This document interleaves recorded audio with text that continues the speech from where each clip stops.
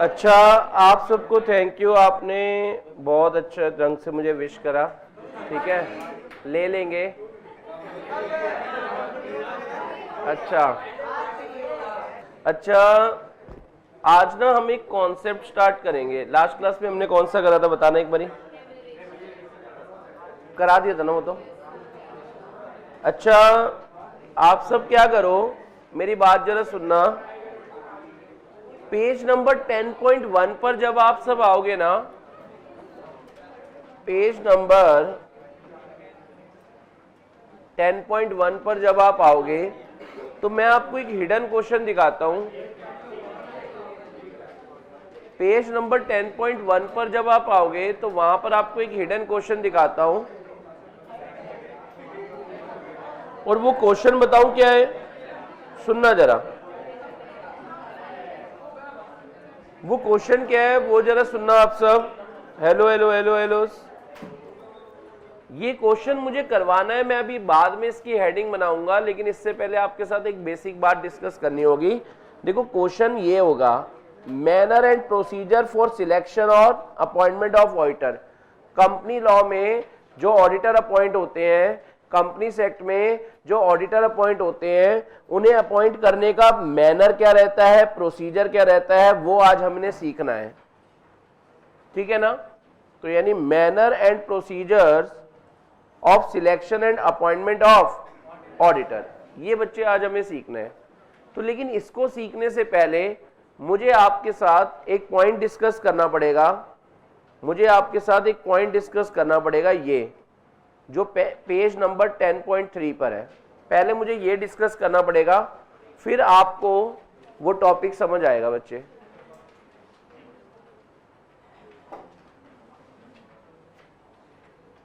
सुनना, मैं आपके साथ बात करता हूं। आप सब ना पेज नंबर 10.3 पर, जगह है सामने वाली गली में,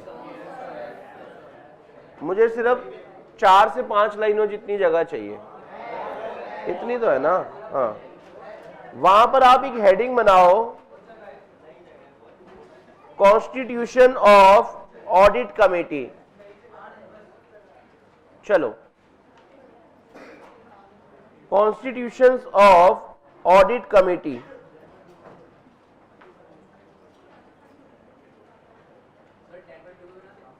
हाँ नहीं, वो 10.2 पे कुछ और बनवाना होगा है?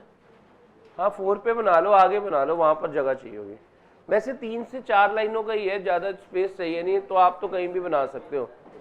जरा सुनना मैं आपको एक बात कहता हूं, मैं आपको एक बात समझाता हूं, आपको एक बात कहता हूं, आपको समझ आ जाएगी बेटा बात। देखो, कुछ कंपनीज में क्या करा जाता है, ऑडिट वाले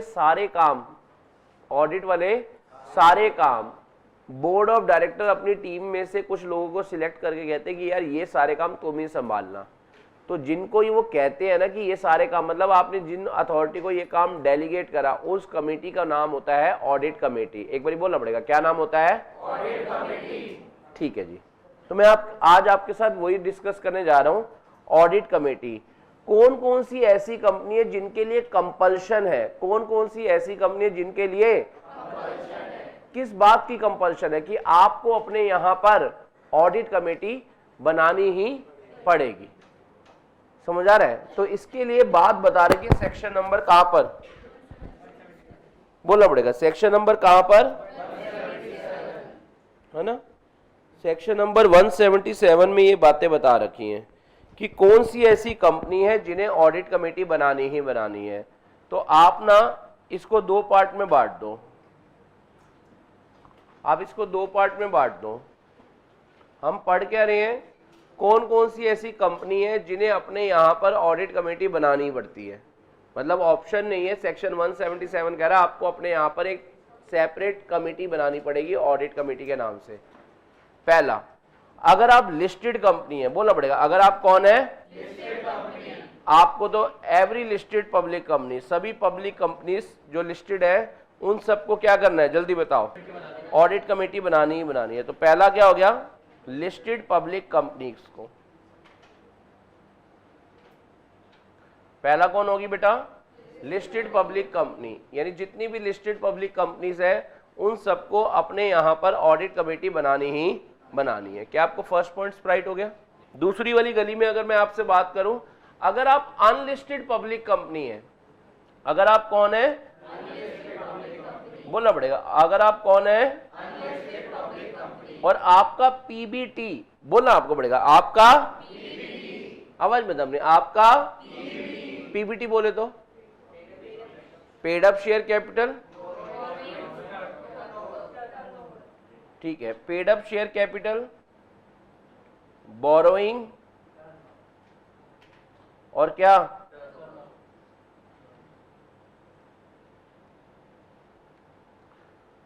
10, 50, 100, करोड़ करोड़ करोड़ और मोर मोर मोर, ओनली मोर, नो मोर नहीं।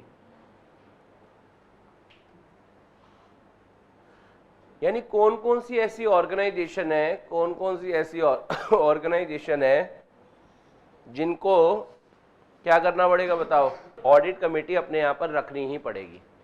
बेटा अगर आप लिस्टेड पब्लिक कंपनी है तो फिर तो रखनी पड़ेगी, लेकिन अगर आप कौन है, अनलिस्टेड पब्लिक कंपनी, 8 दो, अगर आप कौन है तो भी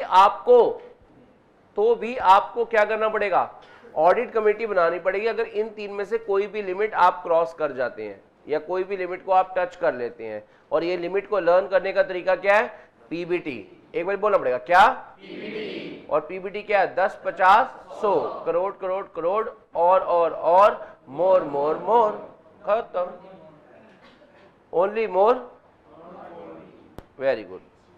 अब मैं आपको सिखाऊंगा वो छिपा हुआ क्वेश्चन जो पेज नंबर 10.1 की सबसे आखिरी लाइन में मैंने आपको दिखाया था, जिसके लिए नाम क्या बताया था, manner and procedures for selection and appointment of auditor. अच्छा एक मुझे बात आप बताना बिना लड़े, क्या आपके यहाँ पर 10.2 पेज पे जगह है?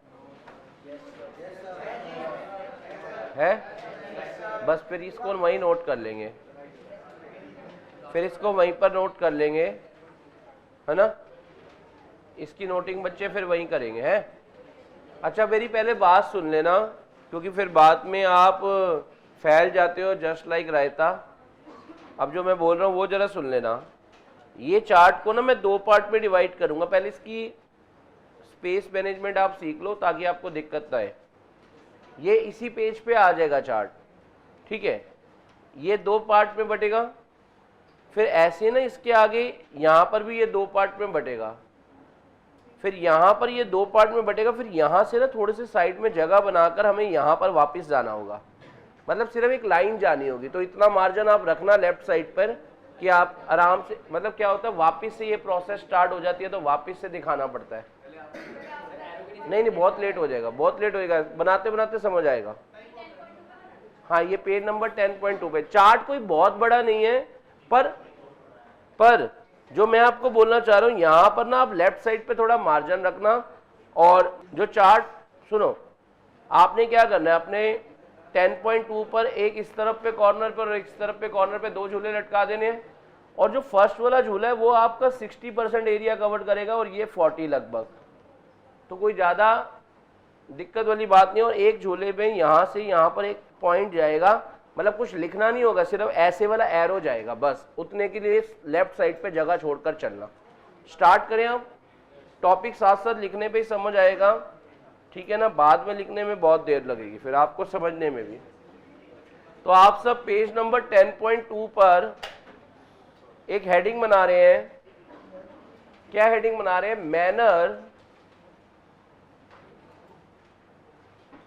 Manner and procedure for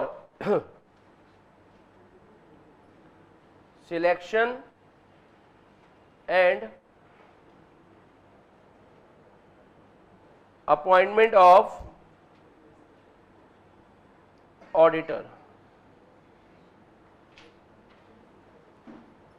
manner and procedure for selection and appointment of auditor, और इसके लिए हमें पढ़ना है रूल नंबर कौन सा, 3 ऑफ कार। 2014।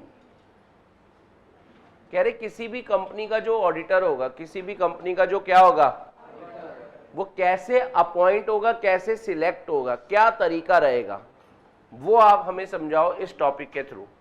ठीक है, तो आप क्या करो, इस टॉपिक को 2 पार्ट में डिवाइड कर देंगे। आप इस टॉपिक को 2 पार्ट में डिवाइड कर दो, और फर्स्ट वाले पार्ट पे लिखना company required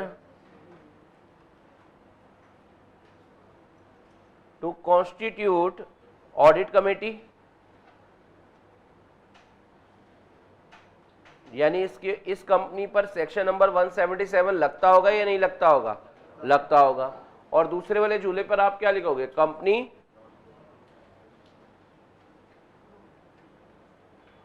company does not required to constitute audit committee. आपने 2 पार्ट में बांट दिया। फर्स्ट पार्ट में आपने लिखा कंपनी को ऑडिट कमेटी बनानी है, और दूसरा केस वो वाली कंपनी जिसमें ऑडिट कमेटी नहीं होती। तो जिस कंपनी में ऑडिट कमेटी नहीं होती तो सारा दारोमदार बोर्ड ऑफ डायरेक्टर्स के कंधों पर होता है।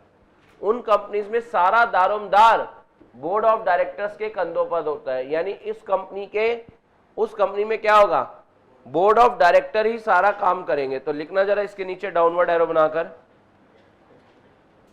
BOD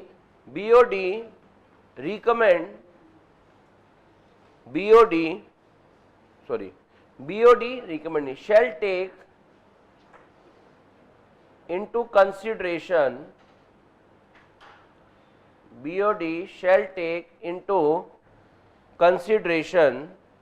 the qualification etc. of the auditor.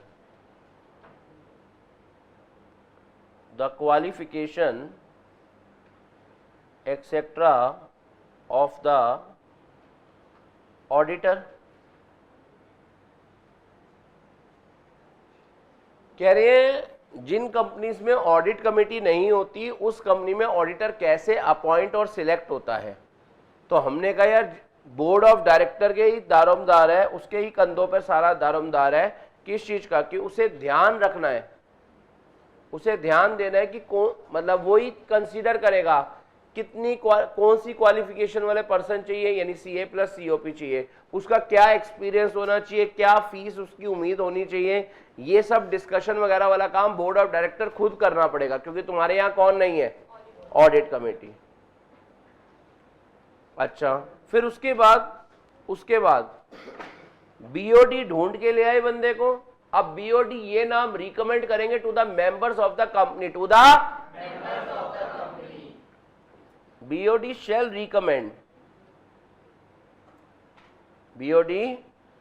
recommend the name of auditor in AGM. BOD shall recommend the name of auditor in AGM. यानी बीओडी रिकमेंड करेंगे भाई हमारे हिसाब से यार हम ढूंढ के लाए हैं, इस बंदे को क्या रख लो, ऑडिटर। अब बताओ फिर फाइनली मेंबर शैल अपॉइंट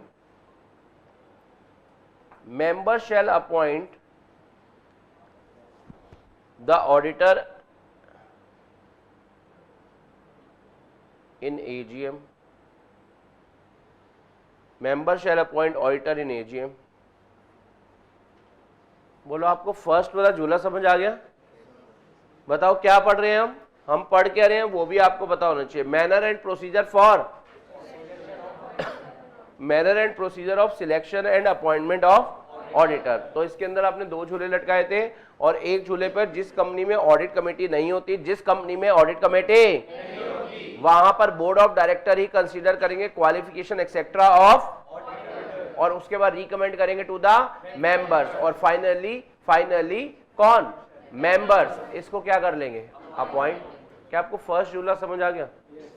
अब दूसरी वाली गली में आ जाओ।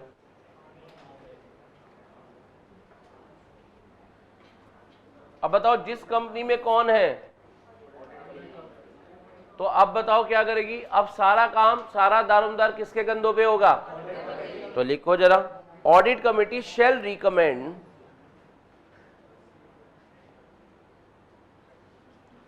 Audit committee shall recommend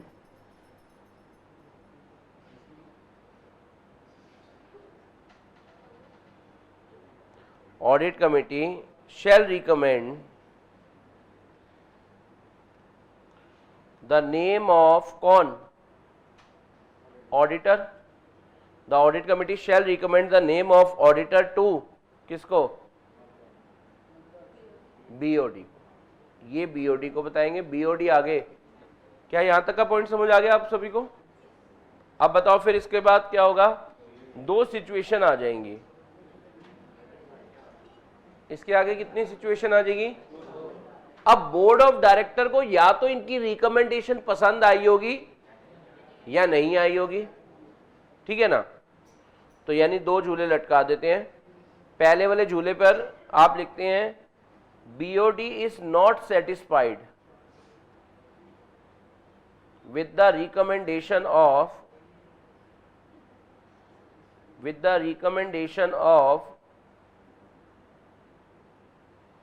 audit committee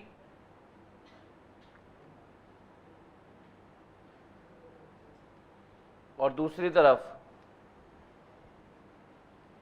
BOD is satisfied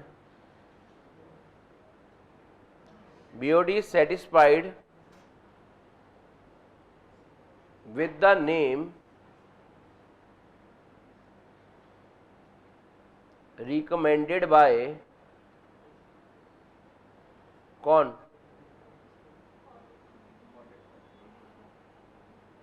AC मतलब ऑडिट कमेटी। समझ आ रहा है यहां तक का पॉइंट? अब इसके बाद क्या होगा? इसके बाद क्या होगा? अब BOD यही सेम नाम आगे किसको फॉरवर्ड कर देंगे? तो BOD recommend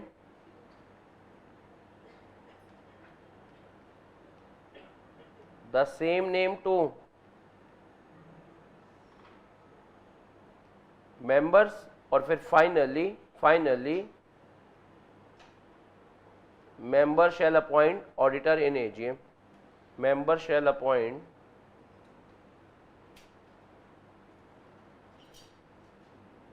auditor in AGM. Member shall appoint auditor in AGM. बोलो, बातें समझ आनी स्टार्ट हुई हैं?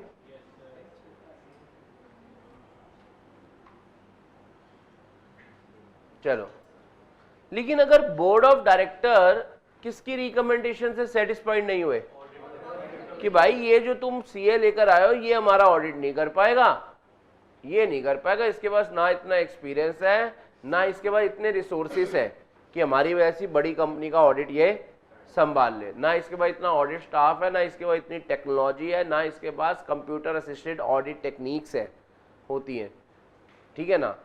तो हम इसको ऐसे नहीं कह सकते कि इससे ही करवा लेते हैं ऑडिट। तो बताओ बेटा, बोर्ड ऑफ डायरेक्टर तो not satisfied with the recommendation of audit committee. अब बोर्ड ऑफ डायरेक्टर्स क्या करेंगे? उसको कहेंगे तो दोबारा से कोई बंदा ढूंढ के लेकर आ। किसको कहेंगे बताओ? ऑडिट कमेटी को। तो लिखना जरा, BOD shall send back the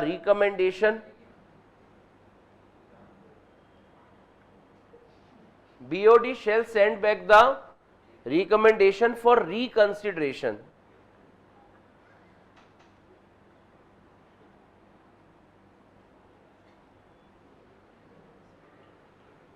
BOD shall send back the recommendation for reconsideration. उनको हम क्या कहेंगे? कि भाई दोबारा से एक बारी कंसीडर करो और कोई और बंदा ढूंढ कर लाओ। तो अब दो सिचुएशन हो सकती है, या तो ऑडिट कमेटी मान जाएगी या नहीं मानेगी। दो ही तो सिचुएशन हो सकती है, या तो ऑडिट कमेटी मान जाएगी या नहीं मानेगी। तो जरा सुनना, ऑडिट कमेटी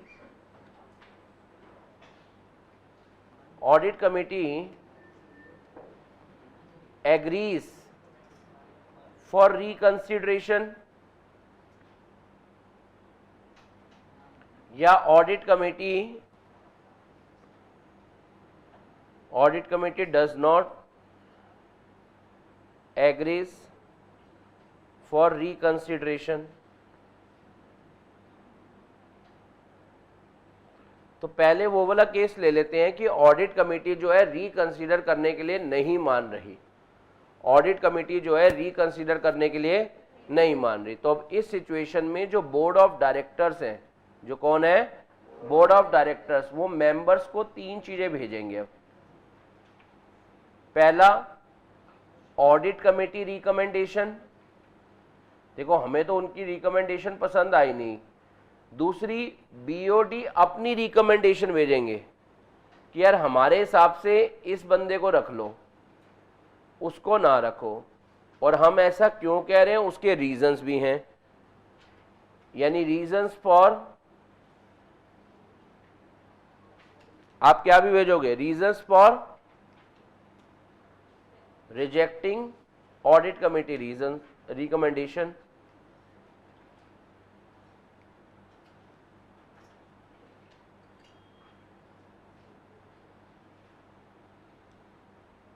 अब फाइनली मेंबर के पास अब दो ऑप्शन आ गई होंगी, ऑडिट कमेटी ने जिसको रखने के लिए कहा, दूसरा बोर्ड ऑफ डायरेक्टर को जिसने रखने के लिए कहा, और बोर्ड ऑफ डायरेक्टर ने ऑडिट कमेटी की बात को क्यों नकारा, वो सब रीजन रखते हुए अब मेंबर फाइनली डिसाइड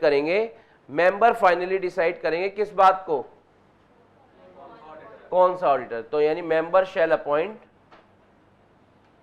इसके बाद मेंबर शैल अपॉइंट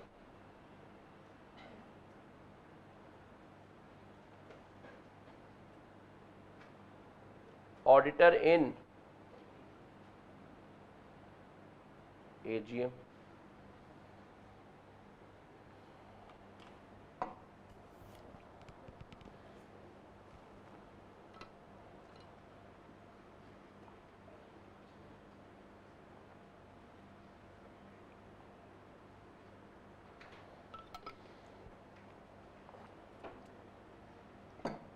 लेकिन एक बात बताओ, अगर वो ऑडिट कमेटी कह रही है ठीक है हम दोबारा देख लेते हैं, तो बताओ ये घूमकर चार्ट पे कहां पर चला जाएगा, यहां से आप बताओ कहां तक जाना चाहिए, कितनी ऊपर तक,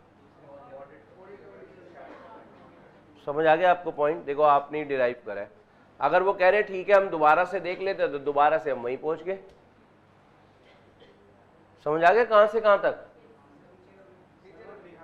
audit committee agrees for reconsideration, अगर वो कह रहे ठीक है हम दोबारा से कंसीडर करते हैं और आपको बताते हैं, तो आप यहां से स्टार्ट होगे और कहां तक जाओगे, वापिस ऑडिट कमेटी शैल रिकमेंड, और फिर उसके बाद भी दोबारा वाली रिकमेंडेशन या तो पसंद आएगी या नहीं आएगी।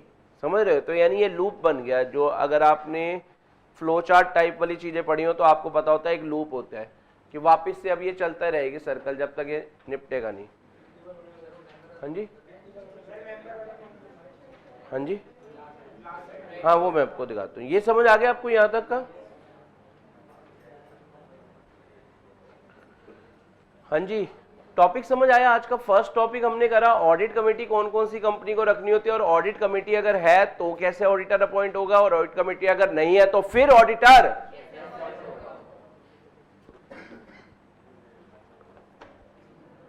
अच्छा, एक बारी मेरे ख्याल से नोटिंग तो आप सबकी हो ही गई है ना।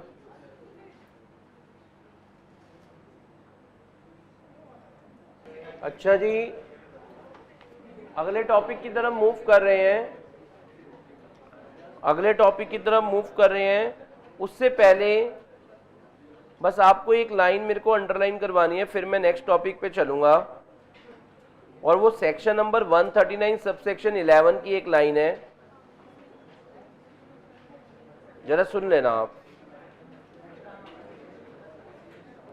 ये जरा सुनना, आपको एक बात समझ आएगी, ये जरा सुनना, आपको एक बात समझ आ जाएगी 101%। हाँ जी, हाँ बताता हूं बेटा। पृष्ठ संख्या नंबर 10.24, ठीक है ना। पेज नंबर 10.24 पर जब आप आएंगे तो याद होगा मैंने आपको यहाँ एक करेक्शन कराई थी और मैंने यहाँ पर बोला था ये कर लेंगे हम। एक लाइन बस मुझे यहाँ से अंडरलाइन करानी है, आप भी अंडरलाइन कर लेना, ठीक है ना। जरा सुन लेना प्लीज, ध्यान दो।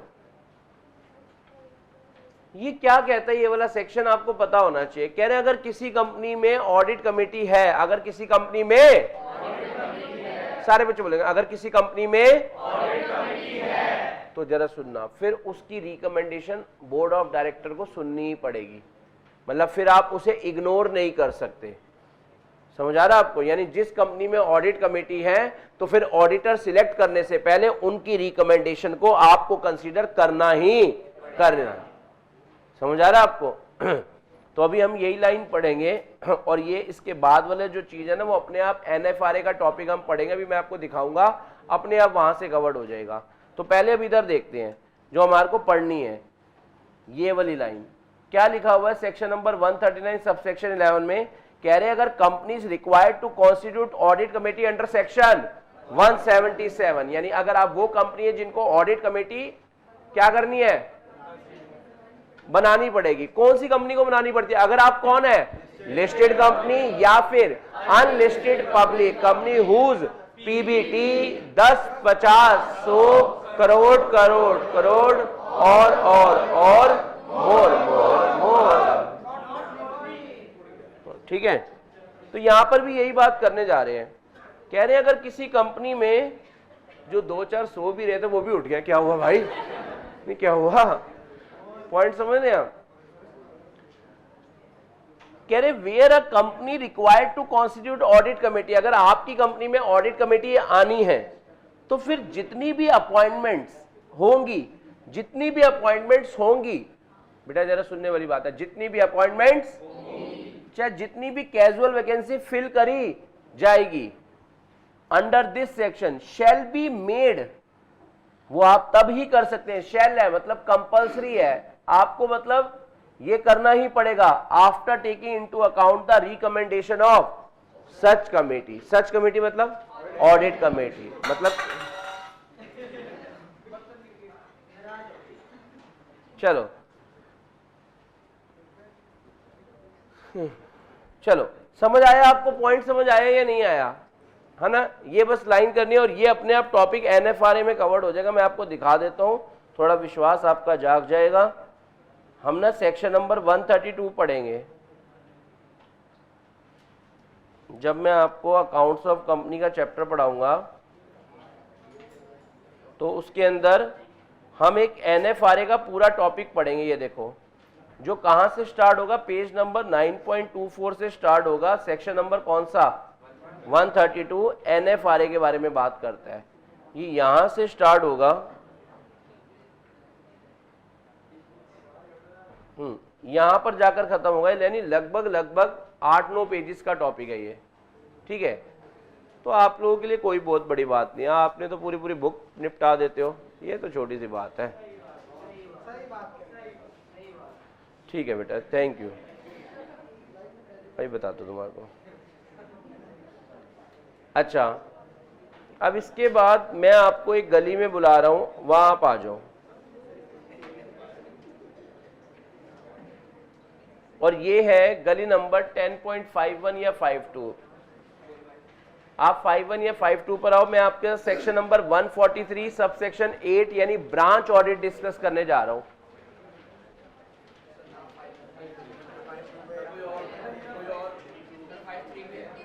और 53, अच्छा 10.53 पर आपको एक टॉपिक दिखेगा, और उसका नाम है ब्रांच ऑडिट। तो आप सामने वाली गली में एक हेडिंग बना सकते हैं ब्रांच ऑडिट, और आप सेक्शन की लिस्ट में भी लिख सकते हैं क्या, ब्रांच ऑडिट। आप सामने वाली गली में एक हेडिंग बना सकते हैं पेज नंबर 10.53 की, ब्रांच ऑडिट, और आप क्या कहते हैं सेक्शन की लिस्ट में भी लिख सकते हैं व्हाट, ब्रांच ऑडिट। बोलो स्टार्ट करें कहानी। हाँ जी ठीक है। क्या है ये ब्रांच ऑडिट? देखो मैं आपको बोलता हूं, सुनो, देखो ये आपका मेन ऑफिस है, ये आपका मेन ऑफिस है, बोलना पड़ेगा, ये आपका क्या है, मेन ऑफिस। तो इसको तो आप कहते हो यार ये अपना हेड ऑफिस है, और उसके अलावा जितने भी आपके आउटलेट्स होते हैं वो सारे आपके क्या हो जाते हैं, ब्रांच। वो आपकी ब्रांच हो जाती हैं, यस और नो। तो अब जरा सुनना, जो बंदा हेड ऑफिस के अकाउंट चेक करेगा उसे हम कहते हैं प्रिंसिपल ऑडिटर। क्या कहते हैं बच्चे, प्रिंसिपल ऑडिटर। और मैं अब आपको वैसे बताता हूं, जो ब्रांच के ऑडिट करता है उसे वैसे हम ऑडिट की लैंग्वेज में अदर ऑडिटर कहते हैं। ऑडिट की लैंग्वेज में क्या कहते हैं, अदर ऑडिटर। क्या कहते हैं, अदर ऑडिटर। पर हमें अभी लॉ पढ़ रहे हैं तो हम इसको क्या बोलेंगे, ब्रांच ऑडिटर। इसको बोलेंगे क्या, ब्रांच ऑडिटर। यानी जो बंदे ब्रांच का ऑडिट करेंगे उन्हें ब्रांच ऑडिटर, और अगर ऑडिट होती तो मैं इसको क्या बोलता, मैं आपको थोड़े से आपको झलक दिखला देता हूं, आपको पता होना चाहिए, आप सब बहुत इंटेलिजेंट है। हम कहां पर थे बेटा, वापिस आ रहे हैं। ये देखो, जो ऑडिट रिपोर्ट का अपना चैप्टर पढ़ेंगे ना, जब ऑडिट पढ़ेंगे, हाँ स्टार्ट हो जाओ, मुझे ताने मार दिया तो ना मैं आपको ना एक टॉपिक कराऊंगा। ये देखो एक टॉपिक वहां पर भी दोबारा आएगा, ये सेम ब्रांच ऑफिस के अकाउंट्स का ऑडिट, और वहां पर अगर आप देखोगे तो वहां पर भी ये सेक्शन आपको दिखेगा 143 सब सेक्शन 8 दोबारा दिखेगा वहां पर भी। और वहां पर देखो for better understanding principal auditor का मतलब क्या होता है, वहां पर दोबारा बताया जाएगा। और वहां पर ना जरा सुनना, वहां पर जो है अदर देन प्रिंसिपल ऑडिटर को क्या कहा जाता है, और मतलब अदर ऑडिटर किसका होता है, कंपोनेंट का, यानी ब्रांच का। आप बस इतनी झलक देखो, यानी जो ब्रांच का ऑडिटर होगा ना, जो ब्रांच का ऑडिटर होगा उसको ऑडिट की लैंग्वेज में क्या कहा जाता है, अदर ऑडिटर। लेकिन बताओ कंपनी लॉ में क्या कहा जाएगा, ब्रांच ऑडिटर। तो आपको मैंने दोनों पार्ट पे क्लैरिटी दे दी है, ताकि जब वहां पर आए तो वहां पर आप मुझसे लड़े ना, वहां तो आपने ब्रांच ऑडिट बताया था, ब्रांच ऑडिटर बताया था, यहां आप उसका नाम अदर ऑडिटर बता रहे हो। तो बेटर है फ्यूचर में डिस्प्यूट होने से बढ़िया आपको अभी से ही स्प्राइट करके चले, मतलब क्लियर करके चले। तो आप समझ रहे मेरा पॉइंट।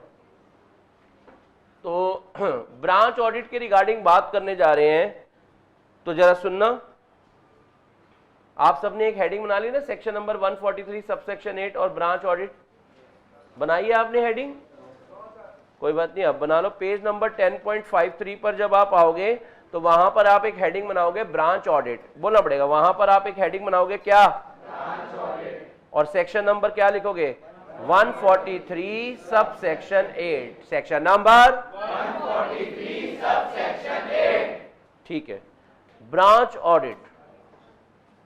अब सुनना पड़ेगा आपको कुछ बातें, काम ही आपके ऐसे सुनने वाले। सुनो, ब्रांचेस नहीं, काम तो मेरे भी वही है वो लेकिन घर पे होते हैं ऐसे। अब ब्रांचेस दो तरह की होती हैं, ब्रांचेस दो तरह की होती हैं। पहली तरह की ब्रांच वो होती है which is located in India, और दूसरी तरह की ब्रांच होती है विच इज लोकेटेड। वाह यार, आपको तो बहुत कुछ आता है।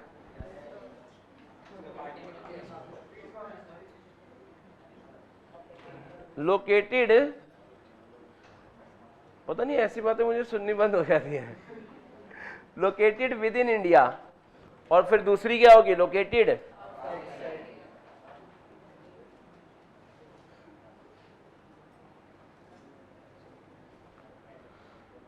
सुनो, जो branches located with in India होती हैं उन्हें हम इनलैंड ब्रांच के नाम से जानते हैं, इनलैंड ब्रांच।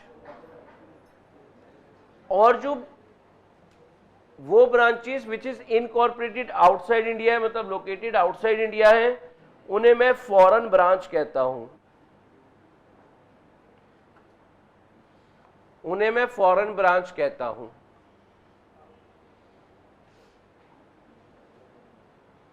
अब सुनने वाली और भी बातें आपकी, सुनो फिर।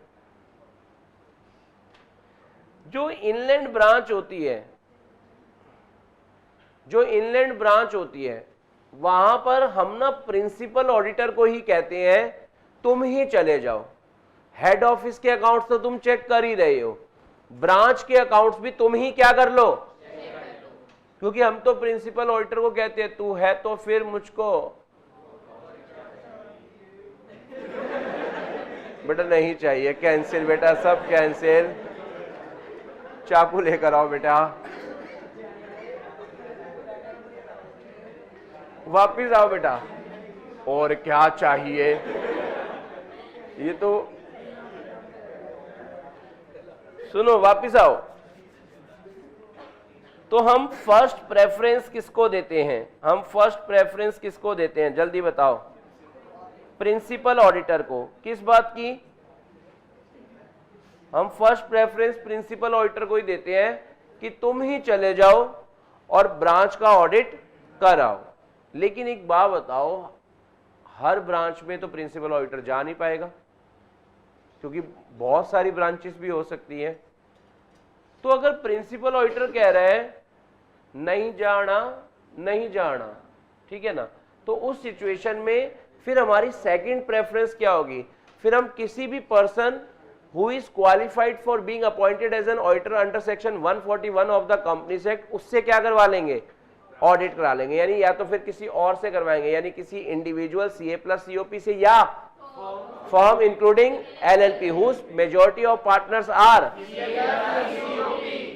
Very good. तो यहां पर वही लिखो, अगर वो नहीं जा रहा तो फिर कौन जाएगा, फिर हम सेकंड प्रेफरेंस में किसको रखेंगे, any other person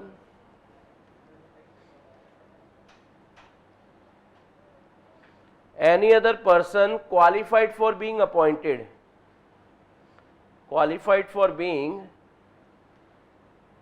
appointed as an auditor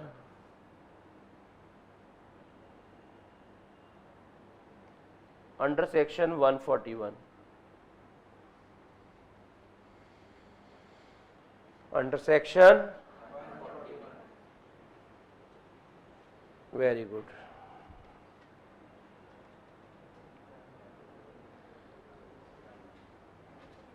अच्छा जी, लेकिन अगर वो वाली ब्रांचेस की बात करूं विच इज लोकेटेड वेयर, वहां पर भी हम फर्स्ट प्रेफरेंस किसको ही देते हैं, प्रिंसिपल ऑडिटर को। हम कहते हैं तुम ही चले जाओ, तुम ही चले जाओ वहां पर ऑडिट करवाने, मतलब ऑडिट करने, हमारी फॉरेन ब्रांच का भी तुम ही ऑडिट देख लो। पर अगर प्रिंसिपल ऑडिटर नहीं जाता तो देन सेकंड प्रेफरेंस क्या होगी, सेकंड प्रेफरेंस होगी बेटा, मैं पहले बोल रहा हूं फिर लिखवाऊंगा, any other person qualified for being appointed as an auditor according to the law of that country. फिर उस वहां पर किससे करवाएंगे हम, उस पर्सन से जो वहां पर क्वालिफाइड है ऑडिट करने के लिए, उस कंट्री के लॉ के हिसाब से। हमारे इंडिया में तो चार्टर्ड अकाउंटेंट्स है ना, अब जिस कंट्री में भी हमारी ब्रांच है उस कंट्री के लॉ के हिसाब से जो पर्सन ऑडिट कर सकता है, फिर हम उनसे ही क्या करवा लेंगे, ऑडिट। तो लिखो जरा, फिर कौन करेगा, any other person qualified for being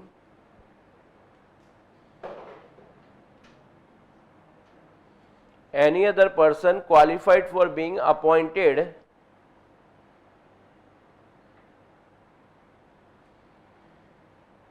as an auditor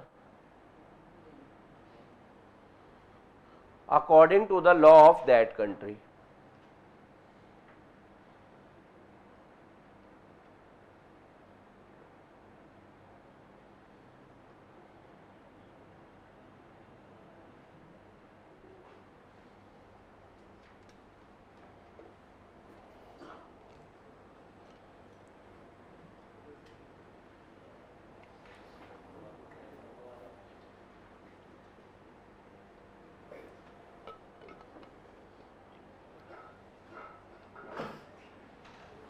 आगे जरा सुनना। अब ब्रांच ऑडिटर अगर अलग है प्रिंसिपल ऑडिटर से, अगर ब्रांच ऑडिटर अलग है किससे, तो बताओ बेटा ब्रांच ऑडिटर बार भेजेगा,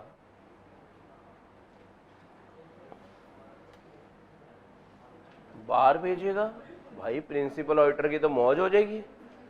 बार का मतलब क्या है, ब्रांच ऑडिट रिपोर्ट। लिखना जरा, ब्रांच ऑडिटर, हेलो कौन, ब्रांच ऑडिटर क्या भेजेगा, branch audit report, branch audit report भेजेगा। किसको भेजेगा, टू द प्रिंसिपल ऑडिटर। और एक और बात जरा सुन लेना, एक और बात जरा सुन लेना, ब्रांच ऑडिटर प्रिंसिपल ऑडिटर को ब्रांच ऑडिट रिपोर्ट भेजेगा। और अगली बात जरा सुनना, अगली बात और जरा सुनना, ब्रांच ऑडिटर कभी भी प्रिंसिपल ऑडिटर को ये कंपेल नहीं कर सकता, ब्रांच ऑडिटर कभी भी प्रिंसिपल ऑडिटर को ये फोर्स नहीं कर सकता कि भाई मेरी वाली ब्रांच का जो मैटर्स है, मेरी वाली ब्रांच ऑडिट रिपोर्ट में जो गलतियां लिखी हुई हैं वो अपनी मेन ऑडिट रिपोर्ट में इंक्लूड करियो। ये कभी भी आप फोर्स नहीं कर सकते किसको, प्रिंसिपल ऑडिटर को। यहां पर तो प्रिंसिपल ऑडिटर की मर्जी है, मैं चाहे ये करूं, मेरी मतलब तू कौन होता है मुझे फोर्स करने वाला, कंपेल करने वाला। तो ये पॉइंट यहां पर भी है, तो यहां लिखो can not compel, cannot compel the principal auditor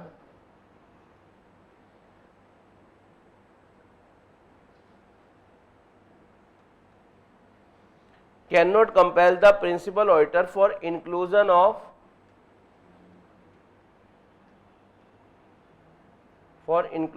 of any matter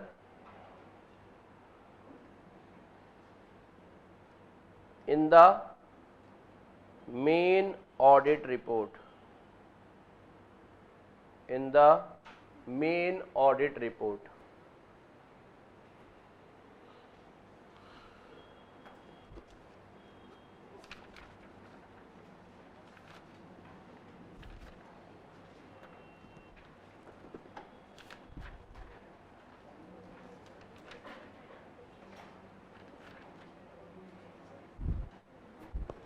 हाँ जी, कुछ बातें समझ आई हैं आपको, ठीक से।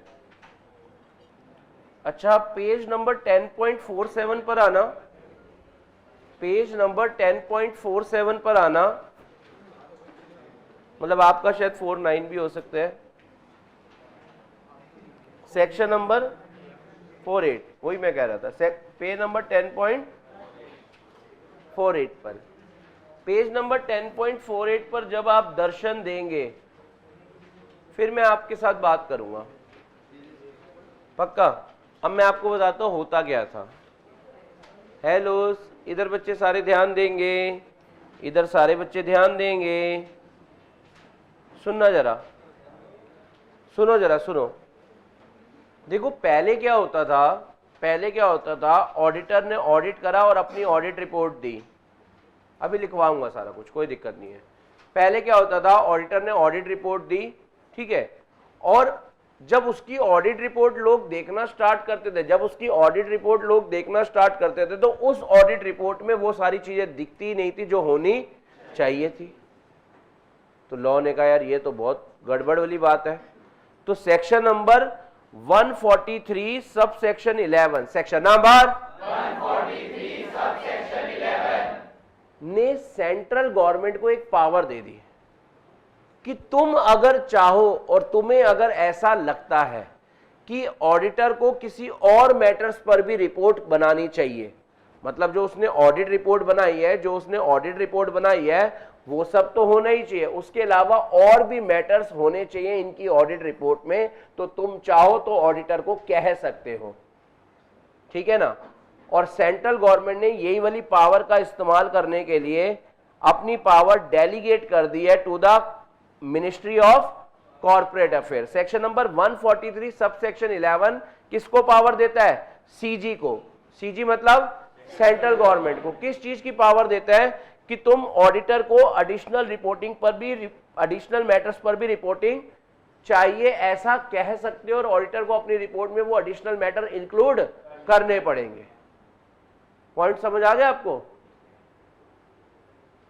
तो बताओ, इसी पावर का इस्तेमाल करते हुए बताओ, सेंट्रल गवर्नमेंट ने अपनी पावर किसको डेलीगेट कर रखी है? मिनिस्ट्री ऑफ, और ministry of corporate affair in consultation with NFRA, in consultation with, बोलना पड़ेगा, इन कंसल्टेशन विद एनएफआरए की फुल फॉर्म क्या होगी? National financial reporting authority. सारे बच्चे आड़ दो, क्या? एक बारी और आड़ दो, क्या? क्या कहते हैं? कह रहे एमसीए इनसे कंसल्टेशन करने के बाद क्या बता दिए गए? 21 मैटर्स बता दिए गए ऑडिटर के लिए कि हमें इन 21 मैटर्स पर भी रिपोर्टिंग चाहिए। बोलना पड़ेगा, अब हमें इन 21 मैटर्स पर भी रिपोर्टिंग चाहिए, और एमसीए ने इसके लिए एक ऑर्डर इशू करा, एक ऑर्डर इशू करा जिसका नाम क्या है? Companies auditors report order 2020, companies auditors report order 2020। बोलना पड़ेगा, कंपनीज ऑडिटर्स रिपोर्ट ऑर्डर, आवाज में दम नहीं, कंपनीज ऑडिटर्स रिपोर्ट ऑर्डर, यानी कारो 2020। इसको बोलते क्या है? कारो 2020। बोलना पड़ेगा, कारो, ना बबली ना बंटी, कारो।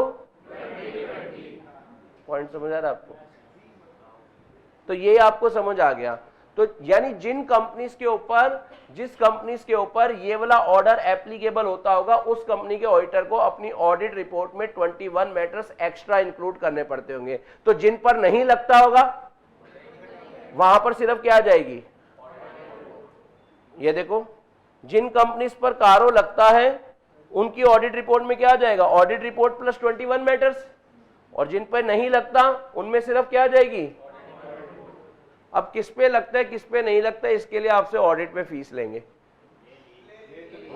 मतलब कुछ रह गए हैं यार, पॉइंट समझ आ गया आपको? वापिस चलेंगे बेटा, बातें करेंगे हम। तो अब आपको समझ आ रहा है, कॉन्सेप्ट समझ आना स्टार्ट हुआ है या नहीं? पहले ये बताओ। ये देखो, अब आपको ना इसका सेक्शन की मार्जिनल नोट भी समझ आ जाएगा। सेक्शन का मतलब हेडिंग को मार्जिनल नोट कहते हैं। देखो क्या कह रहे हैं? Additional matters to be reported in case of specified company, यानी जिन कंपनीज को स्पेसिफाई कर गया है उस कंपनी के ऑडिटर को एडिशनल मैटर्स पर क्या करके देनी है? रिपोर्टिंग। जैसा अभी तक उन्होंने किस में बताया हुआ है? कारो 2020 इशूड बाय कौन? एमसीए। पावर किसके पास थी?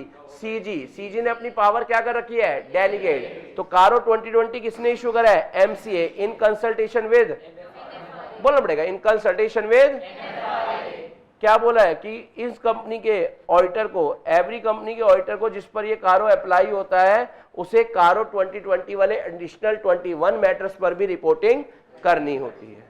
वो क्या होते हैं? वो ऑडिट का पार्ट है। ठीक है ना बेटा? दोबारा भी तो कमाना है। एक लाइन जो थी वो समझ आ गई आपको या नहीं आई? क्या आई है आपको? Additional matter to be reported in case of specified company. तो आप पहले हेडिंग बनाओ सामने वाली गली में, पेज नंबर 10.48 है ना?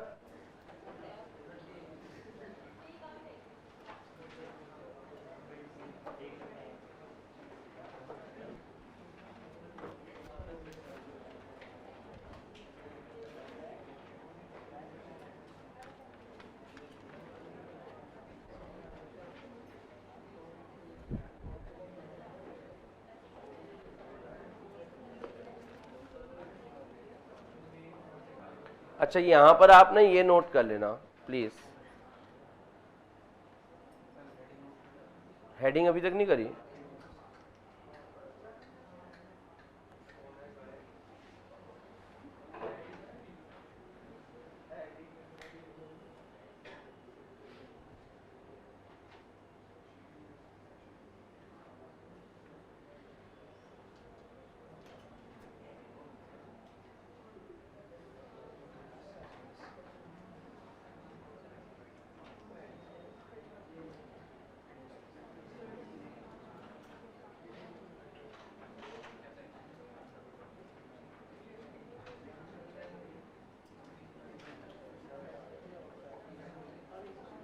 हाँ जी, हेडिंग अभी नोट कर ली। अच्छा, तो आपने ये लिख लो, आप ये लिख लो जो मैं आपको बताता हूँ वो सब। देखो यही लिख लो, सेक्शन 143 ने सीजी को पावर दी है, लेकिन सीजी ने अपनी पावर डेलीगेट कर दी है किसको? एमसीए को। सीजी को क्या पावर दी थी कि वो ऑडिटर को एडिशनल रिपोर्टिंग पर भी कह सकते हैं कि मुझे एडिशनल मैटर्स पर भी रिपोर्टिंग चाहिए, और फिर एमसीए ने इस पावर का इस्तेमाल करते हुए एक ऑर्डर इशू कर दिया जिसका नाम क्या है? कारो 2020। ठीक है, हाँ यही बना लो, आपको अगली बार याद आ जाएगा। आपको ये सब नोट करना है बेटा।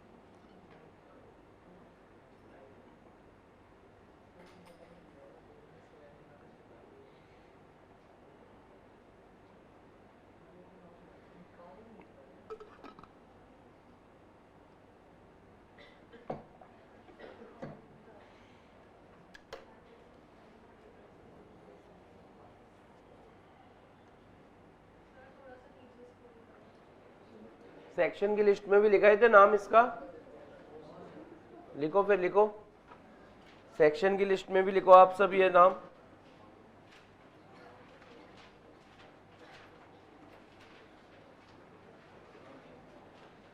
क्या लिखोगे बताओ? क्या लिखोगे? सीजी की पावर के बारे में लिखोगे ना बेटा आप। सीजी की क्या पावर बता रखी है? Additional matters to be reported by specified company, यानी अब आप कर सकते हैं additional matters to be reported in case of कौन सी कंपनी? Specified companies. ब्रैकेट में अब लिख सकते हो कारो 2020।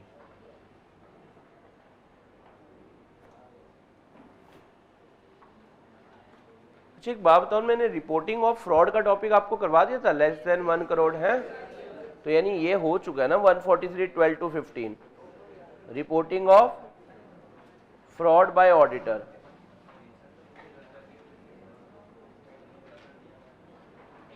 यानी ये मैं आपको लिखवा चुका हूं ना, करवा चुका हूं ना, ठीक है।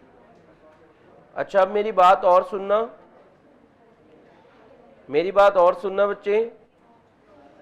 हम कर रहे हैं पहले सेक्शन नंबर 145। सेक्शन नंबर कौन सा पढ़ रहे हैं हम? 145।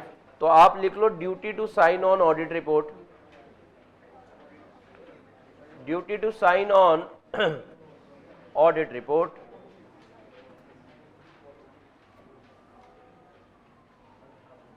वन 145 स्टार्ट कर रहे हैं, duty to sign on audit report.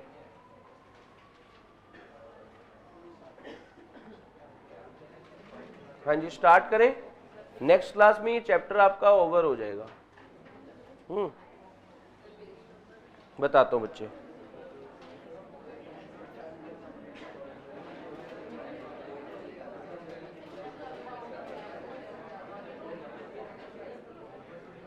Page number 10.58 सही है। 10.58 पेज पर आप आ जाओ।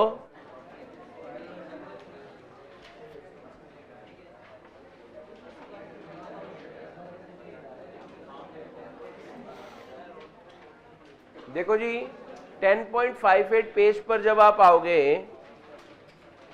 10.58 पेज पर जब आप आओगे तो वहां पर आप सेक्शन नंबर 145 को पाओगे, जो आपको दो बातें बताता है। जो आपको कितनी बातें बताता है?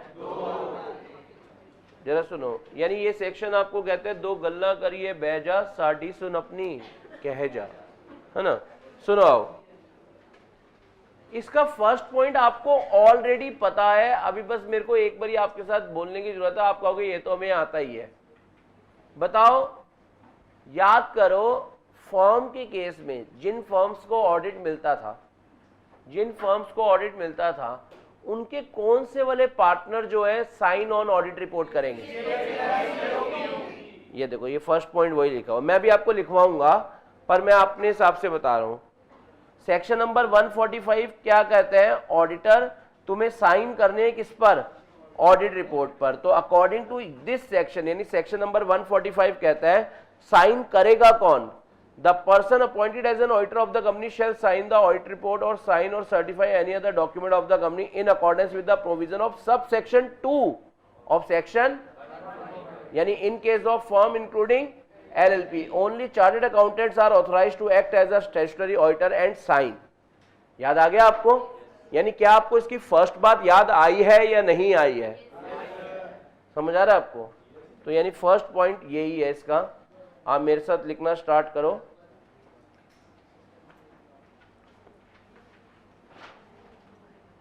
Auditors to sign audit report, या ये इसकी ड्यूटी कह लो।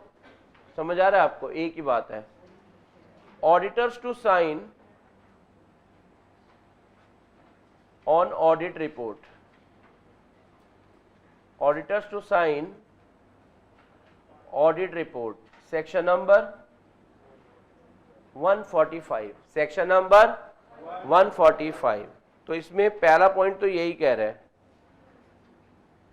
साइन ऑन ऑडिट रिपोर्ट कौन करेगा?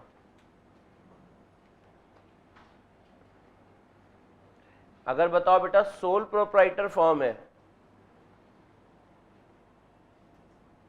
सोल प्रोप्राइटर फर्म है, मतलब वो सीए अपना काम खुद चला रहा है, तो उस केस में बताओ कौन साइन करेगा? जो इंडिविजुअल क्या है? CA plus COP. लेकिन अगर वो कौन सी फर्म है? पार्टनरशिप फर्म है इंक्लूडिंग LLP, यानी अगर वो क्या है? फर्म इंक्लूडिंग, बोलना पड़ेगा फर्म इंक्लूडिंग, देन कौन साइन करेगा? Only those partners. साइन कौन करेगा? Signed by only those partners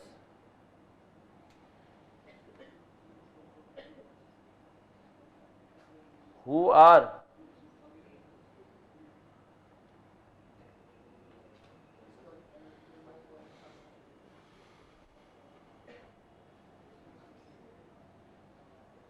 बोलो, बातें समझ आ रही हैं आपको? सिर्फ वही पार्टनर करेंगे जो क्या होंगे? दूसरा पॉइंट क्या है? ये इस पर एक करेक्ट इनकरेक्ट भी बन सकता है MCQ टाइप में। अगर आप ध्यान दें तो आपको बात समझ आएगी। देखो मैं आपको एक बात बताता हूं, और इस पर नीचे क्वेश्चन ये बनी भी हुई है, इलस्ट्रेशन ICAI ने जो ऐड करी है। क्या कह रहे हैं कि अगर ऑडिटर जो ओपिनियन देता है, मैंने आपको पहले भी बताया था ऑडिटर 2-3 तरह का ओपिनियन देता है, क्वालिफाइड, एडवर्स और डिस्क्लेमर। याद आया QAD? हाँ जी, याद आया आपको? क्या याद आया? QAD का Q मतलब क्वालिफाइड, A मतलब एडवर्स, D मतलब, यहां पर यही बात चल रही है अगर आप ध्यान दो। कह रहे हैं अगर ऑडिटर क्वालिफाइड ओपिनियन या कमेंट देता है किसी फाइनेंशियल ट्रांजैक्शन या मैटर के लिए, अगर ऑडिटर कोई क्वालिफाइड ओपिनियन, क्वालिफाइड कमेंट देता है किसी फाइनेंशियल ट्रांजैक्शन या मैटर के लिए, और अपने ओपिनियन में क्या बताता है कि इस ट्रांजैक्शन का आपकी कंपनी की फंक्शनिंग पर, मतलब आपकी कंपनी के काम पर बुरा प्रभाव पड़ रहा है, अगर ऑडिटर बोलना पड़ेगा, अगर क्या करता है अपनी ऑडिट रिपोर्ट में क्या इंक्लूड करता है? किसी फाइनेंशियल ट्रांजैक्शन और मैटर के बारे में कमेंट ऐड करता है, और उस कमेंट में क्या लिखता है कि इसकी वजह से कंपनी आपकी फंक्शनिंग, जो आपका काम है, उस पर इसका एडवर्स इफेक्ट पड़ रहा है। तो इस मैटर के बारे में रीड करा जाएगा, इस मैटर के बारे में रीड करा जाएगा। कहां पर? कंपनी की जनरल मीटिंग में। और कोई भी member of the company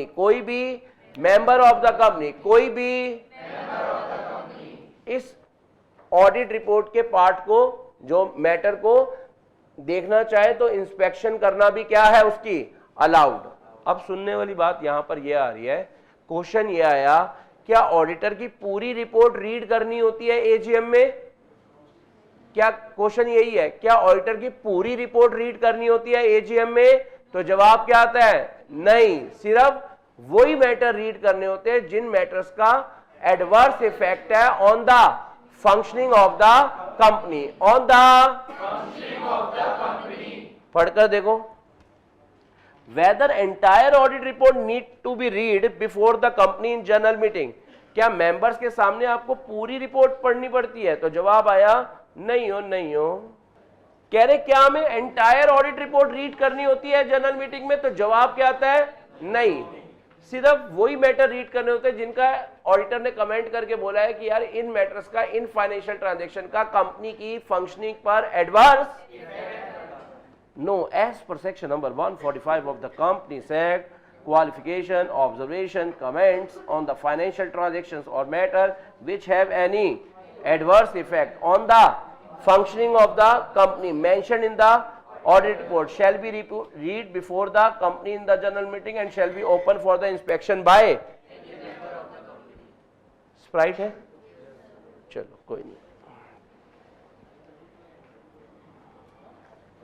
second point,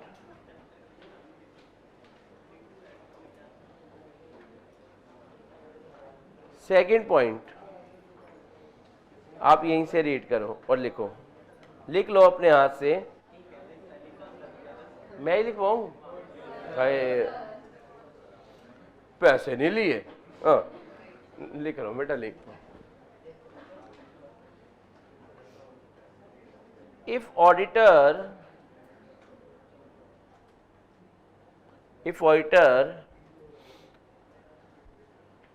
mentioned any qualification, observation or comment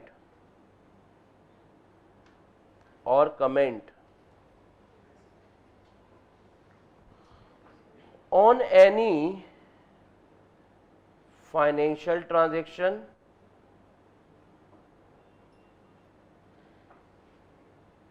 or matters that have what? That have adverse effect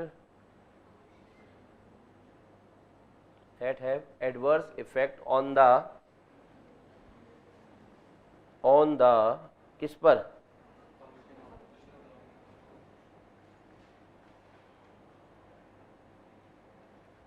functioning of the company, comma then क्या होगा बताओ? क्या होना चाहिए? then या तो आपको क्या करना चाहिए? दो चीजें होंगी। then read out such matter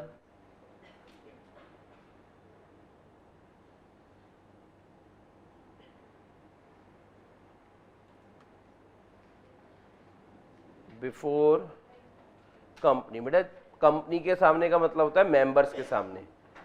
members के सामने इसको रीड करा जाएगा in general meeting plus member can inspect.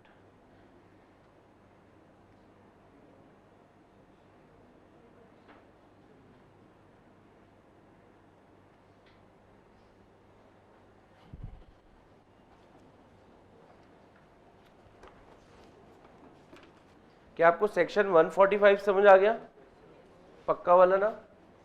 अच्छा 145 के साथ ही 146 भी दिख जाएगा आपको। तो आप पहले सामने वाली गली में हेडिंग बनाओ और सेक्शन की लिस्ट में लिख कर आओ।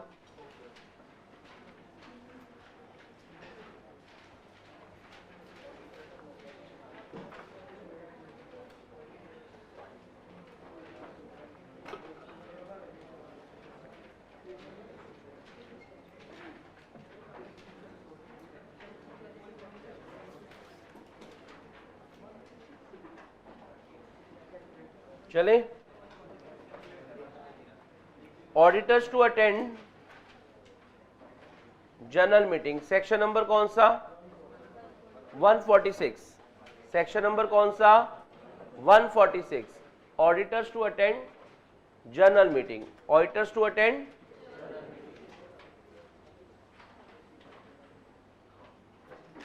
सेक्शन की लिस्ट में भी लिखा है।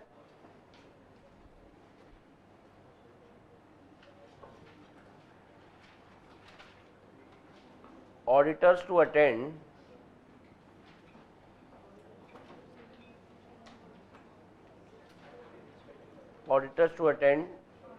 General meeting.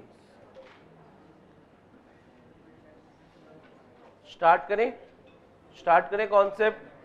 पहले आओ यहीं से पढ़ते हैं। पहले आपको ना मैं एक कॉन्सेप्ट बताता हूं, आपको समझ आ जाएगा। देखो,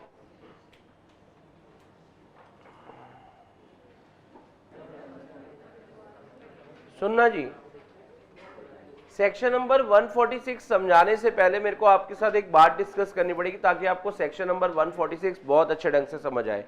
देखो, मैंने आपको पहले भी बताया था कि कोई भी कंपनी को अगर अपनी जनरल मीटिंग करनी है, कोई भी कंपनी को अगर अपनी क्या करनी है, तो उसे क्या देना पड़ता है?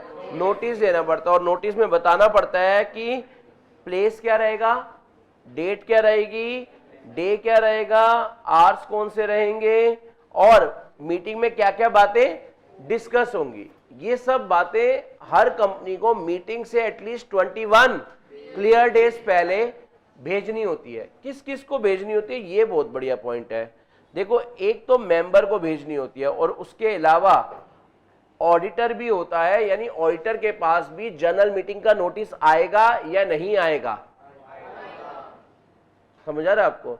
तो यानी आपको फर्स्ट पॉइंट समझ आ गया। एक बात बताओ, कई बार आपसे आपका दोस्त पूछता है तू नहीं गया उस फंक्शन में, तो आप क्या कहते हो? बुलाया ही नहीं था।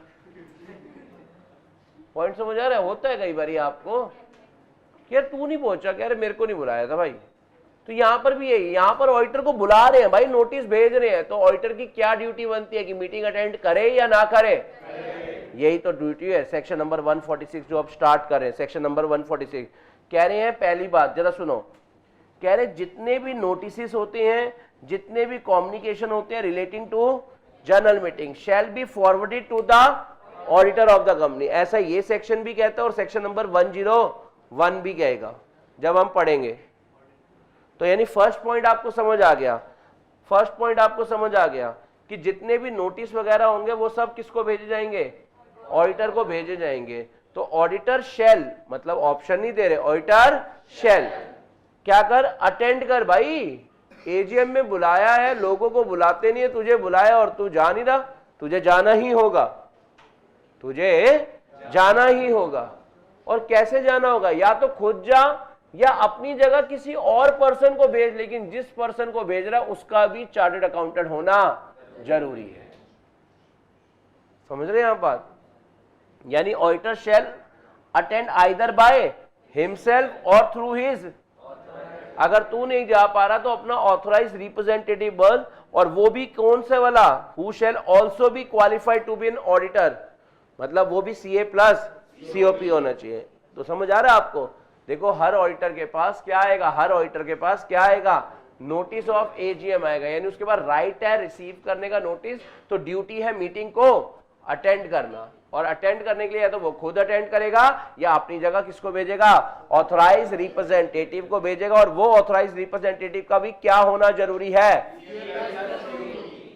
ठीक है।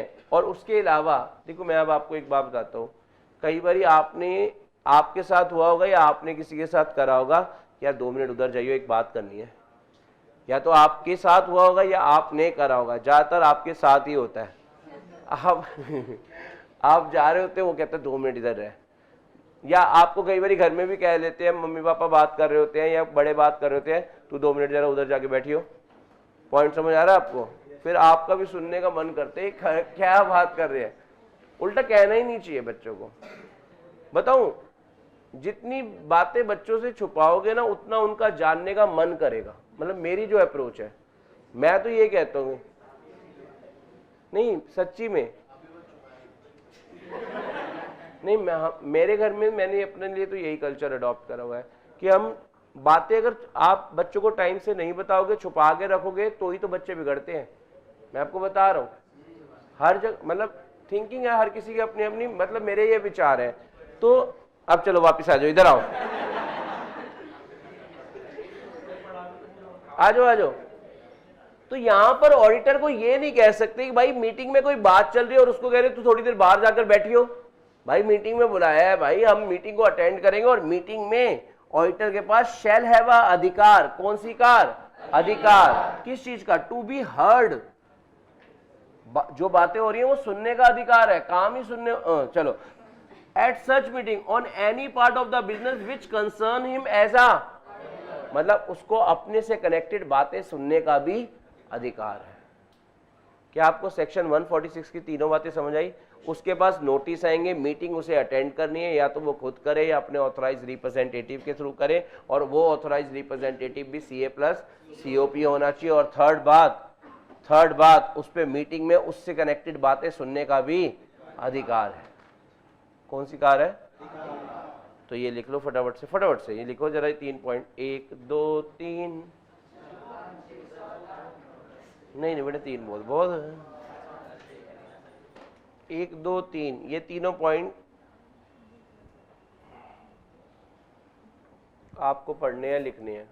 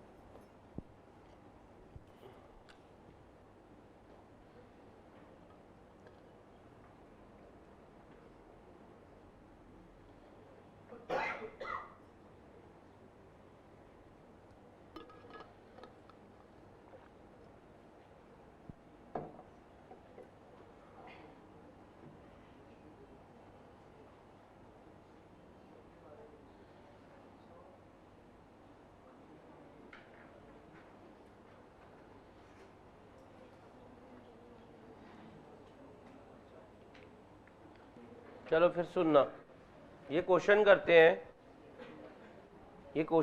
हैं, क्या कह रहे हैं ये एग्जाम्पल में, इस क्वेश्चन में क्या कह रहे हैं? कह रहे जो मॉडर्न फर्नीचर लिमिटेड है उसने कन्वीन मतलब ऑर्गेनाइज करी है अपनी जनरल मीटिंग कब? 21 मार्च 2023 को, और नोटिस नहीं दिया किसको? बताओ बेटा, कंपनी ने करी है। गंदी बात, गंदी गंदी गंदी गंदी गंदी बात। बताओ क्यों? क्योंकि ऑडिटर के पास तो अधिकार है। कौन सी कार है? अधिकार है। चलो कुछ तो है, पूरी नहीं तो आधी सही है ना, तो हमें तो खुश होना चाहिए है? उसको नोटिस नहीं दिया गया। Since company is obligated under section 146 to forward a notice of general meeting to the auditor as well, hence non serving of notice by the to the auditor by modern furniture limited is in contravention of section 146, तो इसलिए उसके ऊपर punishment लगेगी under section कौन सी वाली? 147। Point समझ आ रहा है आपको? पक्का वाला? आगे जरा सुनना, एक इलस्ट्रेशन है regarding the general meeting for which notice is served on auditor, whether auditor is mandatory required to attend the general meeting. क्या ऑडिटर को अटेंड करना मैंडेटरी है? बोलो यस या नो? यस, लेकिन ये जरूरी नहीं है। फिर आपसे बोलो if yes that whether he is required to attend the meeting personally. he can attend through his authorized, and such authorized representative should be यानी qualified for being appointed as an, बोलो आपको स्प्राइट हुआ या नहीं हुआ? Section number 146 समझ आ गया? किसी को दर्द हो तो बताओ, समझ आ गया ना? बहुत ही बढ़िया। फिर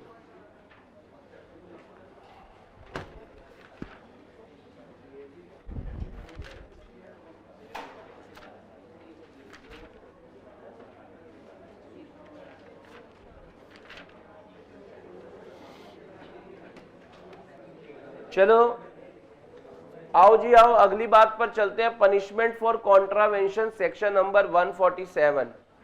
punishment for contravention section number 147। Start करें कहानी। तो आप सब सेक्शन की लिस्ट में भी लिख रहे हैं।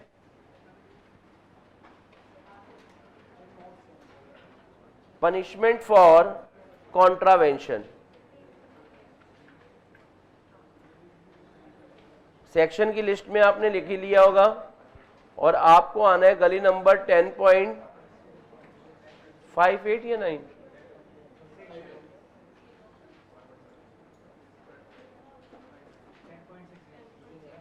वही तो मैं कह रहा था। आपको आना है पेज नंबर 10.60 पर। Punishment for contravention, punishment for contravention 10.60 पर आप आओ, और वहां पर आप सब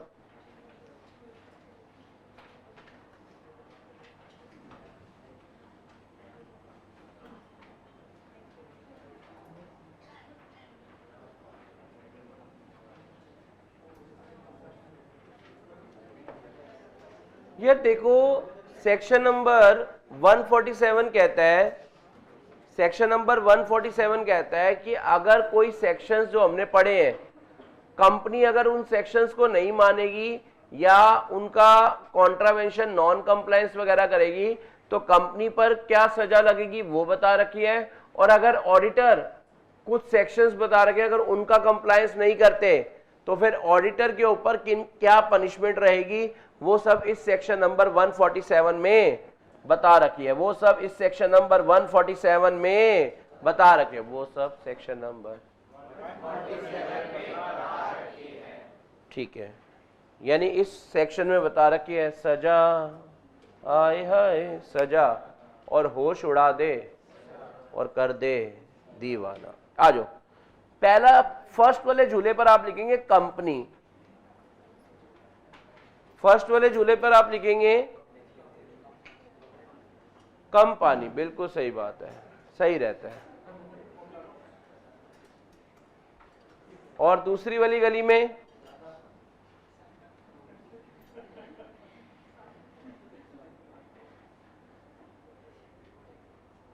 ऑडिटर,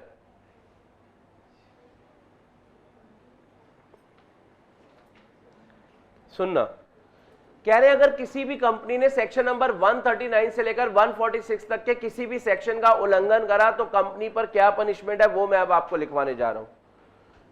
कॉन्ट्रावेंशन कौन से सेक्शन का करा? सेक्शन नंबर 139 से लेकर 8(2), सेक्शन नंबर 139 से लेकर 146 तक। अगर कंपनी ने कॉन्ट्रावेंशन करा है इन सभी सेक्शन में से किसी का भी, तो उस केस में कंपनी के ऊपर 25,000 से लेकर 5 लाख रुपए तक ले लिए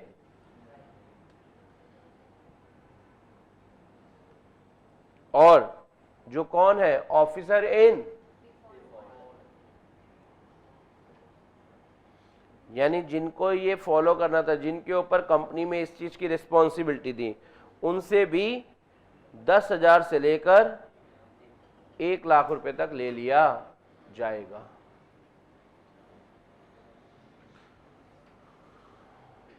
सात वाली गली में कौन है? आओ जरा ऑडिटर की बात करते हैं। अगर ऑडिटर ने, अगर किसने बेटा, इन 4 सेक्शन में कुछ भी पंगा लिया, सेक्शन नंबर 139, 143, 144, 145। सेक्शन नंबर 139,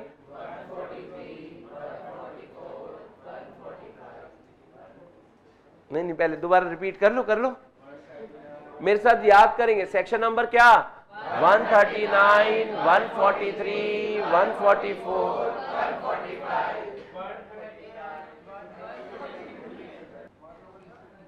और बेटे ये सेक्शन नंबर बेसिकली मुझे लर्न करवाने थे, आपको पता होनी चाहिए। Section number 139, 143, 144, 145। ठीक बस चलो, आपने एज एन ऑडिटर इनमें से किसी भी सेक्शन का उल्लंघन करा,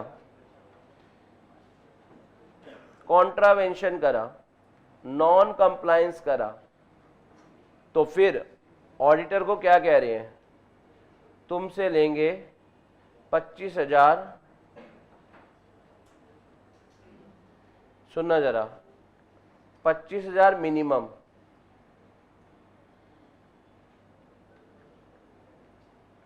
और मैक्सिमम कितने?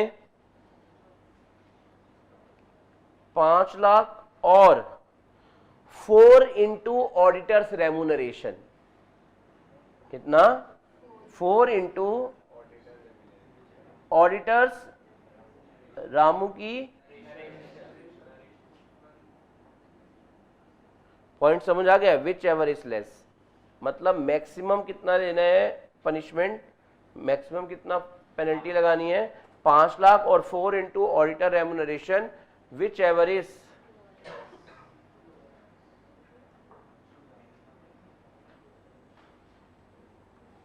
तो क्या आपको फर्स्ट पॉइंट समझ आ गया? आपको क्या लग रहा है, बहुत ज्यादा पैसे नहीं ले रहे ऑडिटर से? अभी ज्यादा क्या होते हैं थोड़ी सी देर में बताता हूं, ये बहुत कम है, आन दो।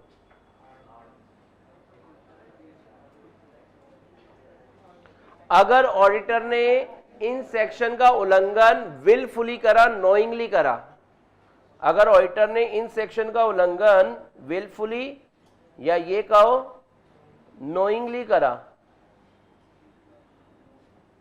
तो जरा सुनना, फिर ऑडिटर को क्या कह रहे हैं?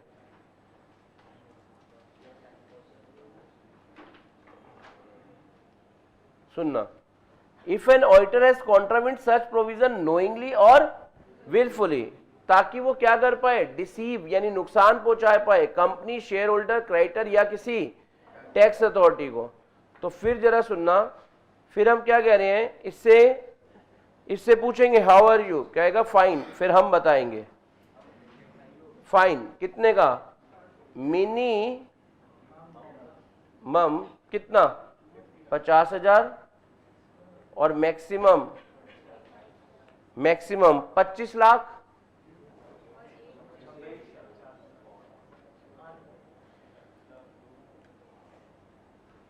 और 8 इंटू ऑडिटर रेम्यूनरेशन, जो आपने सेक्शन 142 में लिखी थी।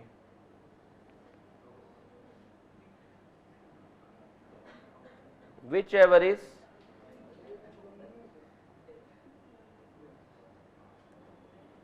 और इतना ही नहीं, पैसे ले रहे हैं तो सेवा भी करेंगे, यानी इसको कहेंगे अब तो जेल में जेल की रोटी और अब तो जेल का पानी पीना पड़ेगा, अब तो जेल में। बताओ, इम्प्रिजनमेंट। गवर्नमेंट कह रही है हम किसी का पैसे ऐसे नहीं लेते, खातिरदारी भी करेंगे, आना है ना। इम्प्रिजनमेंट ये अपने आप में एक सजा है कि 1 भी मिनट के लिए बैठ नहीं सकते, पोषण पाक खेलते रहना है। अगले कितने टाइम तक? 1 साल तक। सर अब तो बस हो गया, बस बहुत है, पैसे भी दे दिए, जेल भी हुआ है। रुको, अभी सब्र करो, जो रेम्यूनरेशन ली थी वो भी रिफंड करो। हैं? देख रहे हो?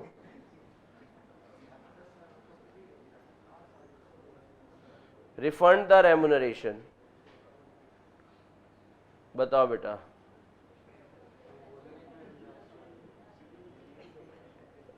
Refund the remuneration. चलो अब तो बातें खत्म हुई, अब क्या हो गया? नहीं, रुको, अभी सबर करो। अब आपको डैमेजेस देनी है। कहीं कह रहे मैं तो ऑडिटर बनना ही नहीं है, कईयों ने तो आज ही हौसला तोड़ दिया, पता नहीं कब फंसा दे, जेल भेजे, जो कमाया हुआ वो भी ले ले और उसके अलावा भी बताओ। मैंने तो आपको बोला था सजा, आए हाय सजा, होश उड़ा दे सजा और कर दे दीवाना पागल। यस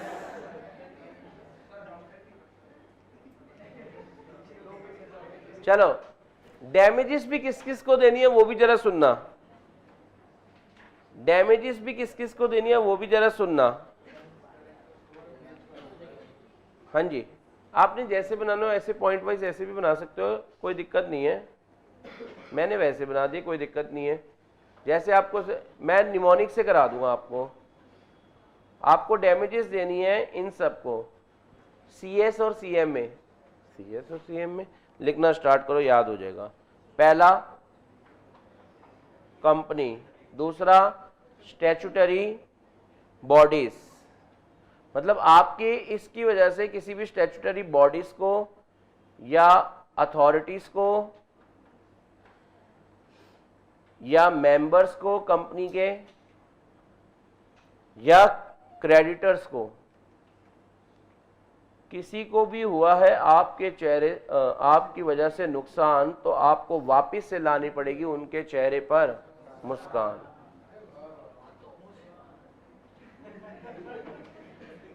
बताऊं चाइनीज?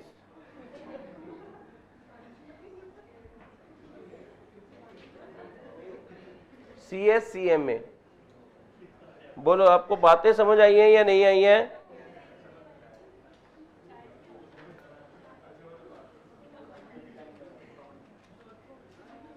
सर अब तो बच गए, बस हो गया, रुको अभी।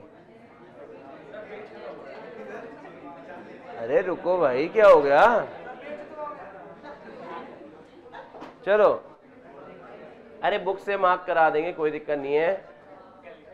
लायबिलिटी ऑफ ऑडिट फर्म, एक लाइन लिखवानी है यार। अगर ऑडिट फर्म थी तो जिस पार्टनर ने फ्रॉड करा उसको 447 में भी सजा मिलेगी, और 447 कंपनीज एक्ट की सबसे हैवी सजा है।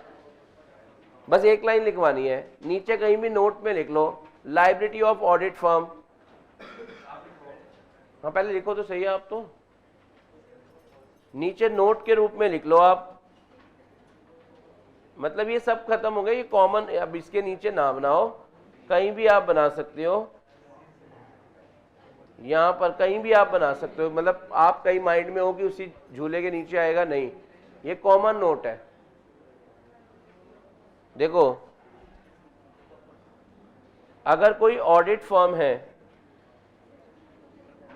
और वो फ्रॉड में इन्वॉल्व है,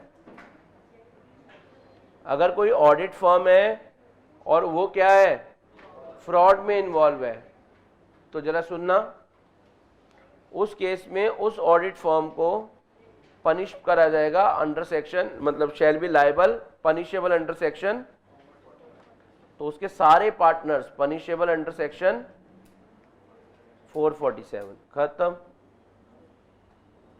खत्म, ठीक है जी। अच्छा, जितने टॉपिक आज हुए उन सब के क्वेश्चंस आप ट्राई कर लेना। नया टॉपिक नेक्स्ट क्लास में करेंगे, नेक्स्ट क्लास में चैप्टर आपका खत्म हो जाएगा, ठीक है?